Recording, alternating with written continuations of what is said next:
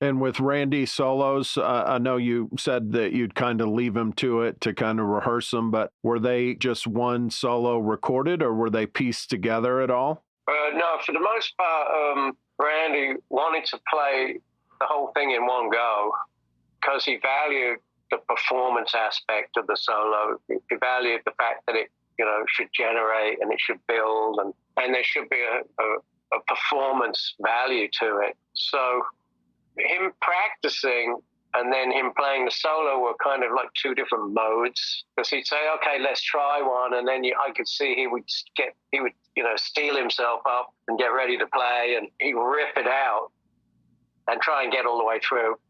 And so consequently, there's almost I don't think there's any real punches. Might be somewhere we've gone in halfway through and stayed in. Always the problem with punches on solos with analog equipment is being able to punch out at the right time and not have the punch out smear across the front end of a note or something.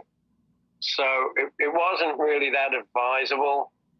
You could get into a lot of trouble if you kept repeatedly trying to punch in the same spot. You can get build up on the spot as the erase is never like 100%. You could get lumpy spots, and then eventually you wouldn't be able to punch there anymore. You'd have to punch a little earlier or a little later or whatever. So it's a bit fraught with difficulty punching that kind of analog stuff. Not so hard getting in. Punch about 70 milliseconds in front of the beat or whatever. But getting out would be a bit more of a chore. So for the most part, these are very well rehearsed. If you didn't get it down within 2 or 3 takes, you'd say, "Okay, let me rehearse it some more." So almost exclusively those solo takes are one take, and then when he got it right, we got the one that we liked. He would then run another couple of takes alongside it, which would be real close, not exactly the same, of course. Wouldn't you left-right those at times? Yeah, they're on pretty much all of the solos are triple tracked, and the two double tracks are placed left and right, about 3 or 4 dB down. So it's important that the right one is in the middle at the front, because that's the one that has the performance value to it. So I was always afraid when they did that remix stuff that they would use the wrong guitar at the front and all that kind of stuff. But I think that they went back to the original mixes now, so that's probably okay. So it was important, if you had the wrong one prevalent, then that would affect the feel of the solo for sure. They didn't consult with you on that? Oh, when they re-recorded the stuff? Yeah. Oh, no, Sharon called me to do it and I refused to do it. And so she got very upset about that and didn't speak to me after that. So no, they didn't ask me about it. I guess it was Trujillo that did it and somebody else. I can't remember. Yeah, Faith No More drummer. Yes, that's right, yeah. So, no, they didn't ask me about that. And then they did the remix and the whole thing was just a bit of a debacle, really. I mean, the problem with doing that, especially when there's no click or anything, is that Randy plays on top of the beat. He plays in front.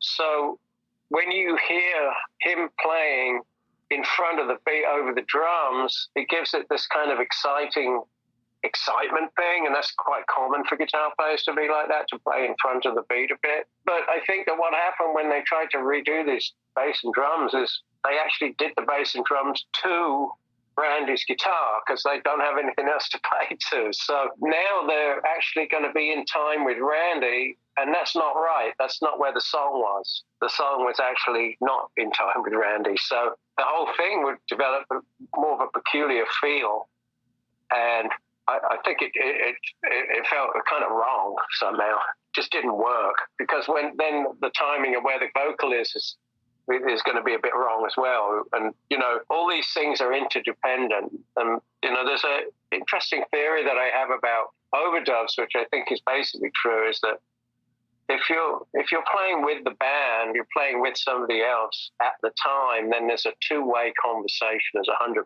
conversation between you two people, between the two performers. So there's 50% goes one way, 50% goes the other way.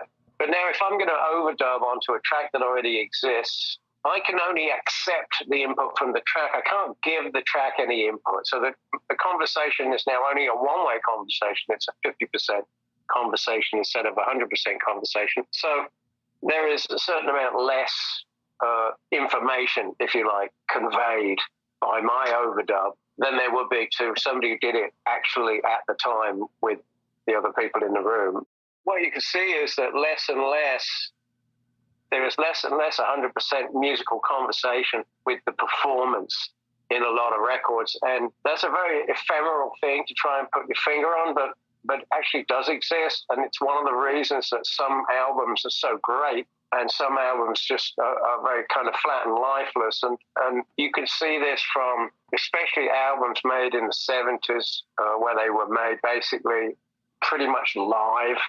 If you listen to like Led Zeppelin 1 and Led Zeppelin 2, these albums were done like basically everybody just played at the same time and did them. And so the conversations that work both ways and the music has an intrinsic quality that is somewhat more improved because of the performance value. So you're always working against these kind of things, and you're always trying to make sure that you get that sort of ephemeral excitement, that unspoken kind of what is it about this that makes it so good.